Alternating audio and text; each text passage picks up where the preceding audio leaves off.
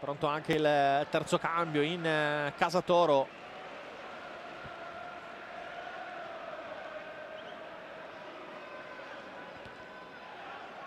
Gomez fermato in fallo laterale. Eccolo qui ancora il palo di Kanji. L'assist millimetrico di Jorginho. Kanji che ha sbagliato, sarà Bascia ad entrare in campo. Vediamo se uscirà uno tra Vives e Iori. È probabile quest'ultimo.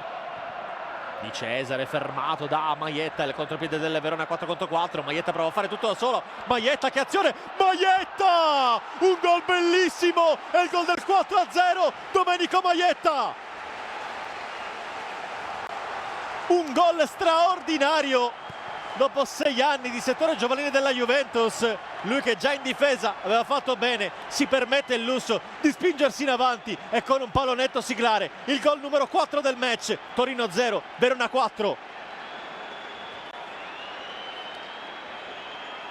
Terzo gol in campionato per Domenico Maietta dopo quelli segnati a Crotone e Livorno. Ma che gol! È partito dalla sua difesa cost to cost e si è permesso anche il lob a Benussi.